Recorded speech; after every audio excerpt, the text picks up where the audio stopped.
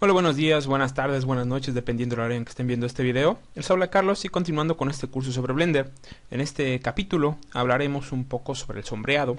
Pero antes quiero explicar un poco algo que se me había pasado mencionar en el capítulo anterior. En cuanto a la agregación, por ejemplo, de luces. Vimos que, por ejemplo, aquí nosotros podríamos por medio de, yendo aquí a Object Data, aquí lo tenemos, que nosotros podíamos modificar, por ejemplo, cuál sería el tipo de iluminación que afectaría. Y en el capítulo pasado vimos que tenía esta figura. Lo que pasa que cuando seleccionamos, este era el tipo de, digamos, de luminaria que tenía, que era la puntual. ¿Y esto por qué? Porque, digamos, era la que nos daba por default, pero nosotros, por ejemplo, al adherir un objeto a una luminaria, vamos aquí a adherir. Y podemos ir aquí en Lamps, que tenemos los diferentes, el point, el solar, el tipo spot o el hemisférico y el de área. Y cada uno de ellos tiene, por ejemplo, una figura, ¿ok? Entonces no hay que quedarnos, digamos, con buscar o al tratar de buscar, por ejemplo, el querer modificar sus parámetros, buscar este símbolo. Porque este es el que nos da este tipo de luminaria, que nosotros podemos modificar indiscriminadamente aquí, digamos, ya en lo que es el update data. Pero no hay que, hay que tomar en cuenta esto, ¿no? Que hay que buscar, no más que el dibujo, que sea el update data, que por ejemplo si es el tipo solar, pues bueno, vemos que aquí tiene esta figura. ¿Por qué? Porque ese es su icono. Ok, vamos a ver aquí nuevamente en Lamps, lo vemos, igual el tipo spot o el hemisférico. Entonces hay que tomar en cuenta eso, ¿no? Y bueno, regresando a lo que sea, lo que vamos a ver ahora en este capítulo, que son el sombreado, el tipo de sombreado, vámonos al tipo spot, que lo tenemos ya aquí.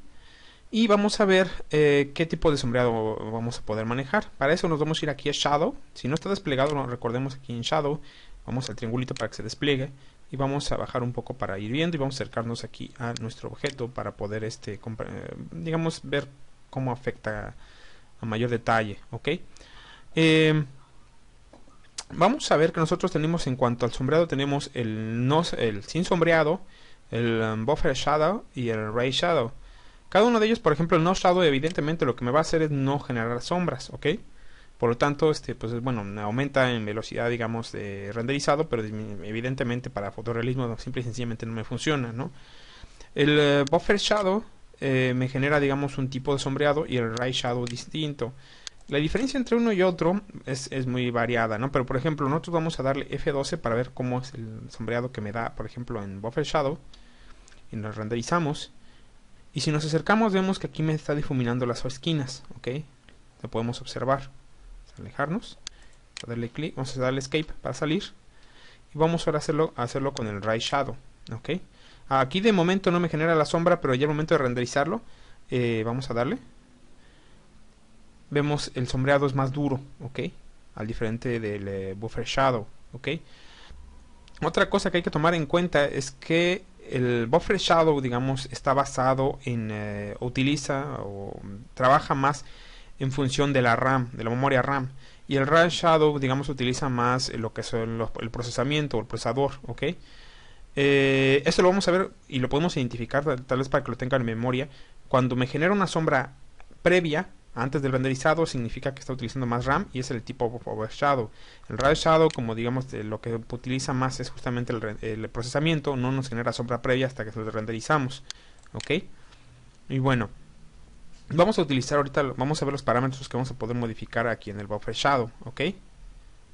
Vamos a ver que tenemos el tipo de buffer, es el classical, el classical hallway, el regular y el tipo deep. ¿Ok? Y bueno, vamos a ver entonces cada una de ellas, ¿no? La clásica, digamos, si la seleccionamos, vamos a darle F12 para ver qué tipo de renderizado nos da.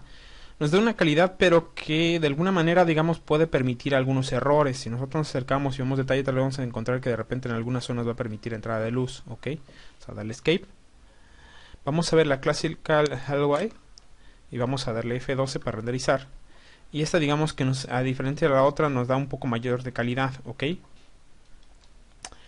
Después viene la irregular, que aquí lo que hace, vamos a darle F12, es de que nos da una, nos hace un sombreado un tanto caótico, pero que en algunos casos puede ser un tanto interesante o atractivo para ciertos tipos de renderizados, ¿sí? Y el tipo deep, el deep digamos que es el de mayor detalle, vamos a darle F12, también es el más tardado porque trabaja más con el procesamiento, digamos, tarda más. Y pues bueno, nos da una sombra de mayor calidad. Aquí, como es un objeto muy sencillo, tal vez no se alcance a apreciar mucho, pero digamos que para cuando ya queramos manejar fotorrealismo, digamos, puede ser más atractivo, pero evidentemente pues bueno, también va a ser el que nos va a tardar más en su procesamiento. Ok, vamos a darle escape.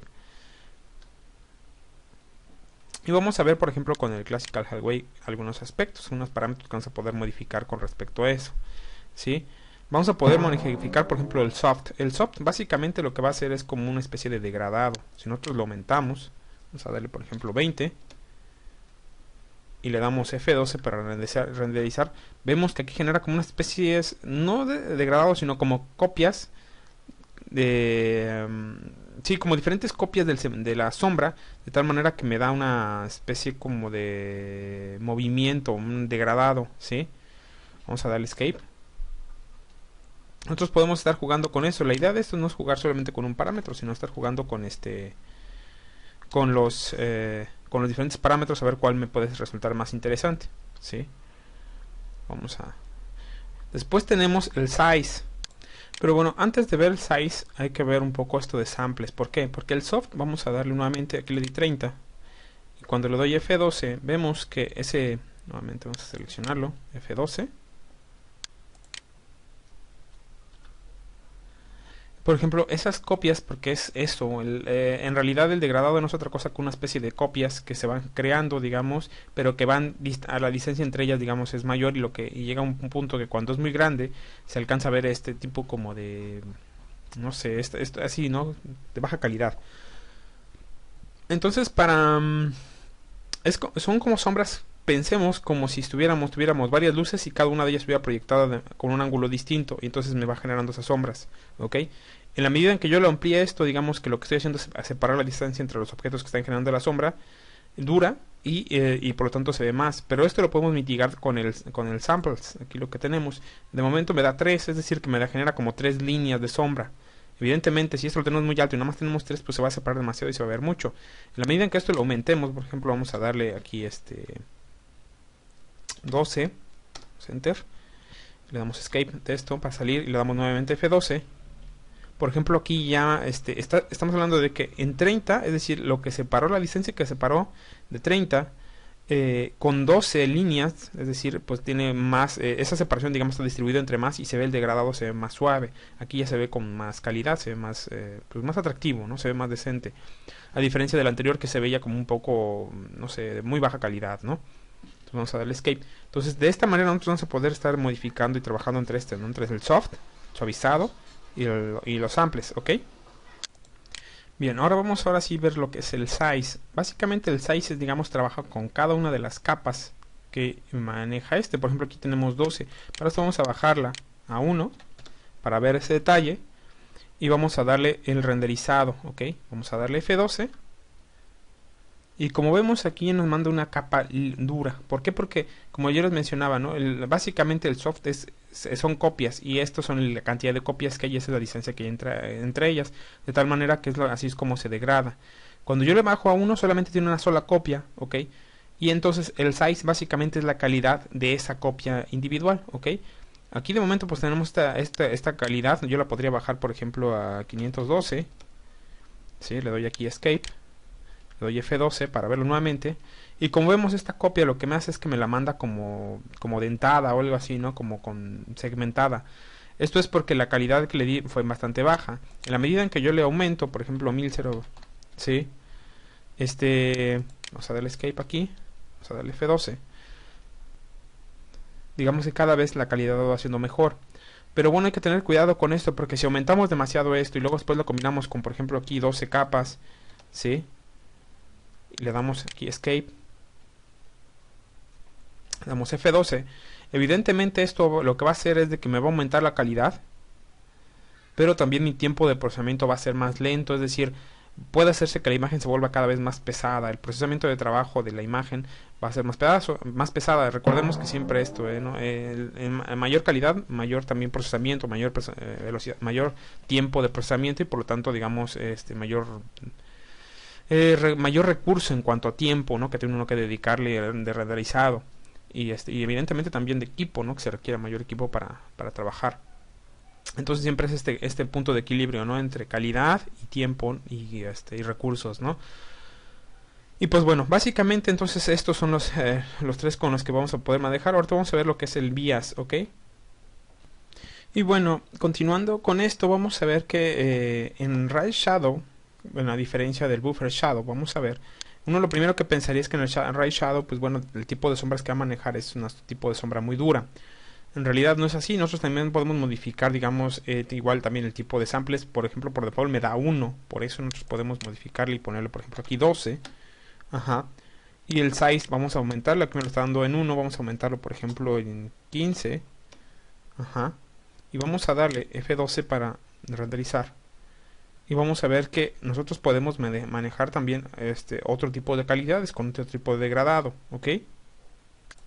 Pero igual que con el Buffer Shadow, en el Ray Shadow tenemos que estar constantemente mediando, digamos, o estar, bueno, sí, mediando, digamos, entre el uso de uno a otro. Por ejemplo, si yo aumento mucho los samples y por ejemplo, el suavizado el size soft o el suavizado, por ejemplo, yo vamos a ponerle aquí a 5, vamos a darle, y le doy F12 para renderizar. Evidentemente me va a tardar en renderizar más. ¿Por qué? Porque estoy trabajando, digamos, estoy manejando rangos muy amplios, ¿no? 12 capas y cada una con digamos, un suavizado muy alto, ¿ok? Y bueno, me deja una sombra interesante, pero digamos que sí, entonces, al igual que el otro, no necesariamente maneja rangos duros, no sombras duras. También no puedo yo estar midiendo aquí, nada más que aquí, como la diferencia radica más que nada en el tipo de hardware que se utiliza, ¿no? Que aquí, digamos, el que utiliza, digamos que es masivo en cuanto al uso del procesador, y acá es masivo en cuanto al uso de la RAM. Vamos a bajarlo en 3. Y aquí vamos a bajarlo, por ejemplo, en vez de 12, vamos a bajarlo a 6. Vamos a darle F12 para ver. Pero nuevamente aquí, por ejemplo, la sombra me la da como un tanto punteada. También el tipo de entregables es distinto, ¿ok? Entonces aquí tal vez convenga manejar también suavizado diferente. Entonces hay que estar constantemente midiendo, ¿no? Entre uno y otro. También hay que ser conscientes de estas diferencias entre cuál es nuestro equipo, que tiene más, si procesador o tiene más RAM. Pues bueno, cuál voy a usar, uno u otro. Y el No Shadow también se debe de utilizar para, por ejemplo, para casos donde tal vez el tipo de iluminación no me interesa que tenga sombras no sé, porque es un escenario, tal vez en una habitación donde no es necesario utilizar sombra. Pues bueno, tal vez se requiera eso para disminuir, digamos, en cuanto al procesamiento, ¿no? Pues bueno, de momento sería todo. Los invito a que se suscriban, que le den like, que lo compartan. Y pues bueno, también los invito a que vean los otros cursos que ya he subido sobre GIMP, Escape y bueno, otros cursillos que también ya he estado subiendo, más que nada de open source. Y también si les interesa algo de Excel, también los invito a que lo vean, que se suscriban. Pues bueno, de momento sería todo y hasta la próxima.